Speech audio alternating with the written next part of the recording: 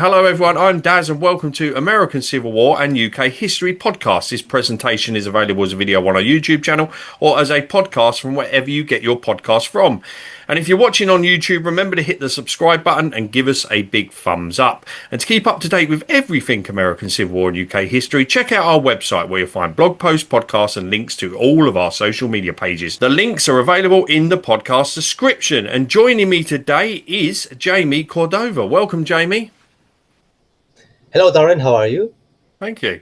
And today we're going to be discussing The Scarlet Drop, which is a silent movie which was directed by John Ford in 1918 and lost and then found in a warehouse in Chile. So could you start, just before we talk about The Scarlet Drop, Jaime, could you please tell us a little bit about your background and how you became involved in film restoration, please? Yes, I'm a journalist with a master's degree in communication. I have been teaching film history, film restoration, and Chilean cinema at various universities in Chile for over 20 years. I have directed the Valparaiso Film Festival for 11 years and have worked there for 24 years. My connection with cinema began when I was 3 or 4 years old, when my grandparents took me to a movie theater for the first time. And they could never get me out of there since today. Yes, my fascination with projectors and film reels began right there. And I began asking cinema operators for cut pieces of film, which I still have. I never saw myself in any profession except projecting films. I wanted to study cinema, but my family opposed it, so I ended up studying law for 5 years. Then dropped it out and switched to journalism, which was a way to be close to cinema, to film criticism. And for as long as I can remember, I've always been drawn to cinema and have always been surrounded by film cans and film projectors. And that's how I wish to die. Excellent. What a great answer. Thank you, Jaime.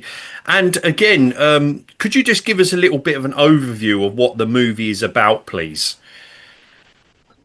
Well, this film, The Scarlet Drop, the film is about a humble farmer and his mother who are rejected in the town where they live because of their poverty.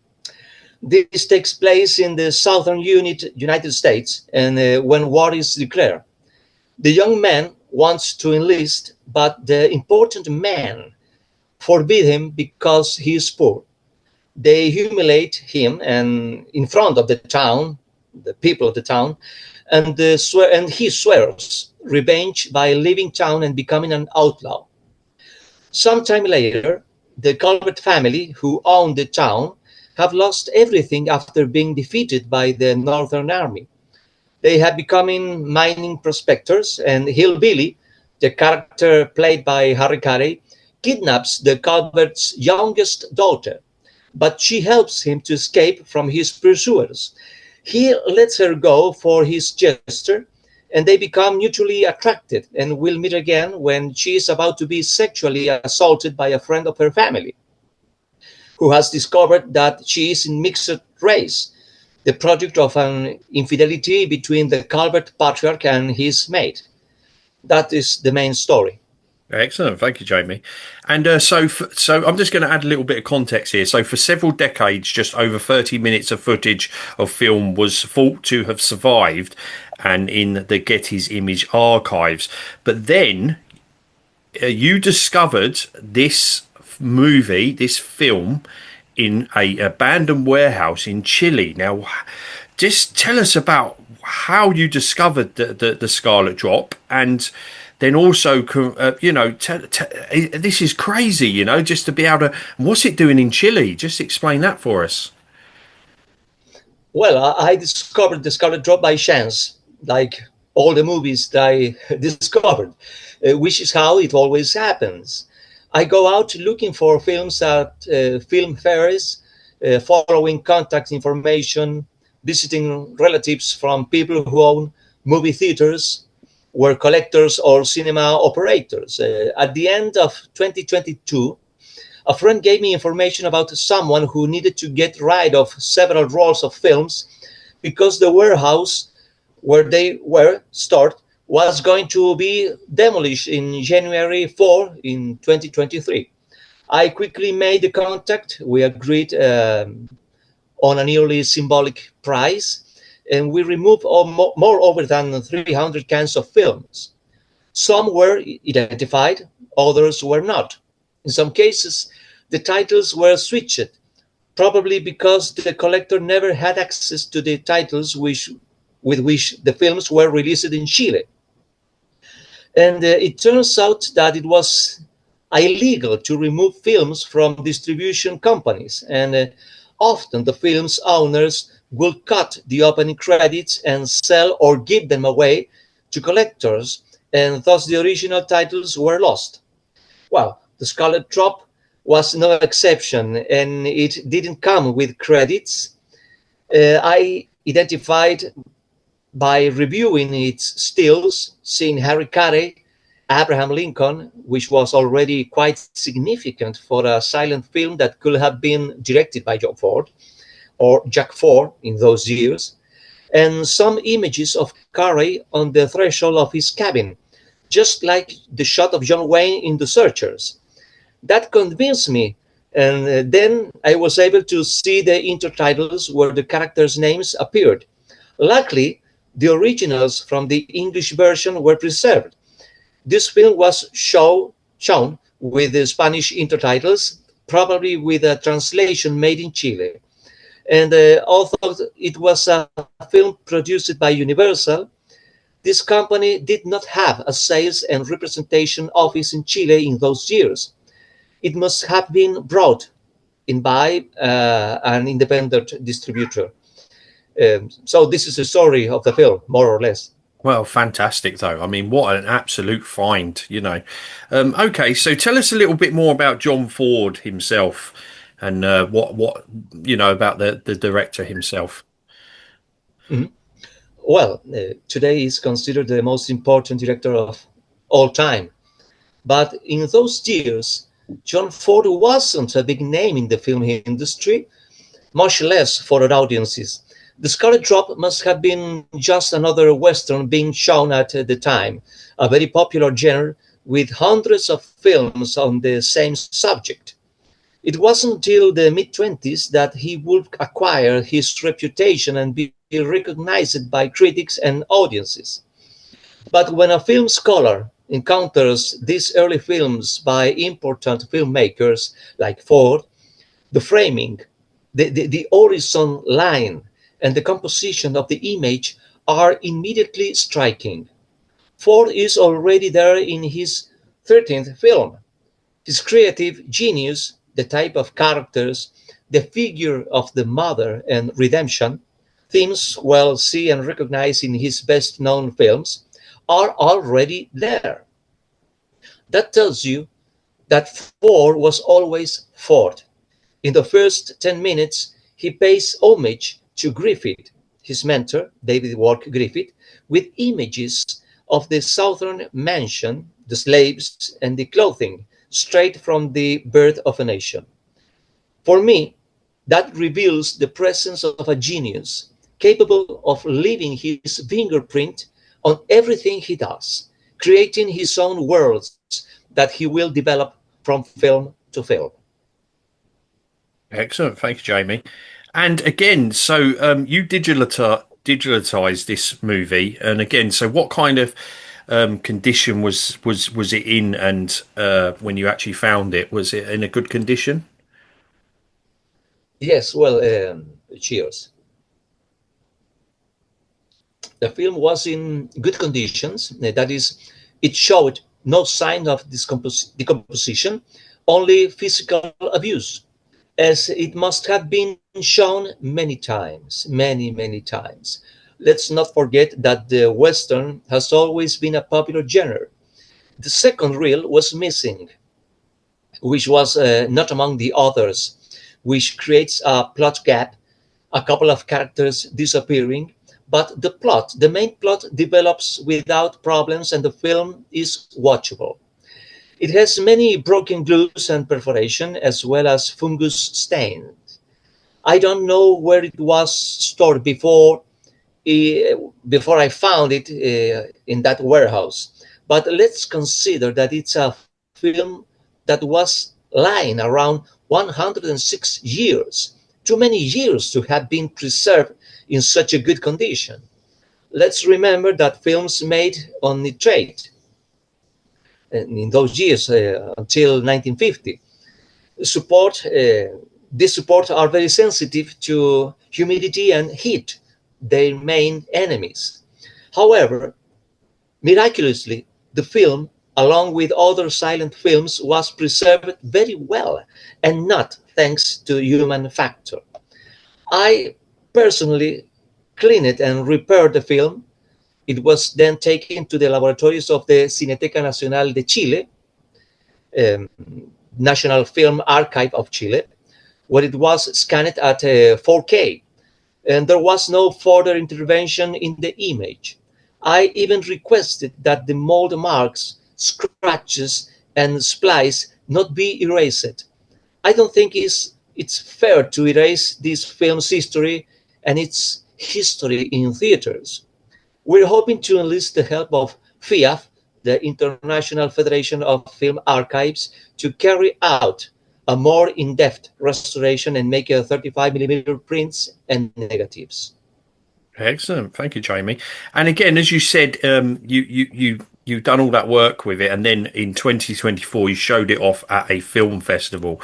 So, what was that like for you to be able to show this? Again, being a film buff as yourself, being able to show off what you had found and to share it with other people. What was that like? The theater was full of people, many film students, and the public who know for the work reacted very well. They say, now I understand, which is that concept of Fordian, the image, the composition, the timing of the movements. Everything that we know about Ford is in this picture. The people was happy. We showed the picture with music, with a live interpretation, and it was a wonderful experience. Excellent, thank you, Jamie. And again, so the audiences absolutely loved it in Chile, but what about internationally? How has it been received internationally? And yeah, Well, the film was shown in Argentina twice, in Uruguay, here in Chile, of course, and it was shown in Il Cinema Ritrovato di Bologna, and it will be shown in Pordenone in October, a couple of months, Taiwan in October too, and possibly in Portugal. excellent, thank you. And again, is the film available for others to enjoy if they wanted to and they didn't have access to go to watch it at a festival or a screening? Well, we cannot show the film to the general audiences because we had this compromise with the FIAF. But I hope that when we make the restoration, it will be available for everybody who loves John Ford and the film history. Excellent, thank you. And I must ask, looking ahead, what is the message that you would give to people and private collectors about the importance of preserving and sharing lost films? Well, it's a very important question because we have an 85% of lost films made in all the world between 1906 and the 1930s. Only in United States, they have only 25% of all the silent movie that they made. So everything we can see in YouTube or other mediums is a very little portion of everything that was made in those years. So I'm convinced that we must search, and research, rescue, restore those films, because only in that way we can recreate the film history. Excellent. We have many titles that we cannot see. London After Midnight, for example, with Lon Chaney, and this will help us to reconstruct the film history, the silent film history. Thank you, Jaime. Excellent. What's your next project? Have you got anything lined up for the future? In these moments, we are ready to show in our festival that begins in 1 week, one more week, Liebe macht blind, Love is Blind, a German film from 1925, directed by Lothar Mendes, with Konrad Veidt, Lil Dagobert, and Emil Jannings.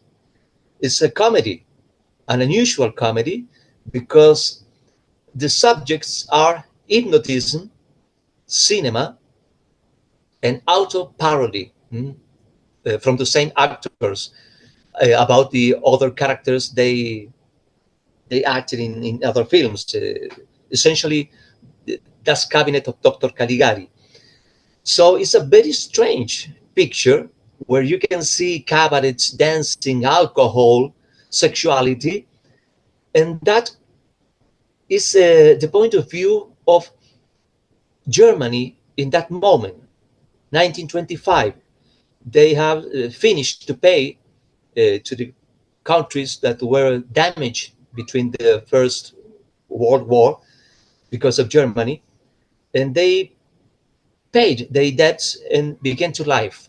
And so from 1925, Germany and Berlin began to live a crazy kind of life by night. And the picture reunites all those things.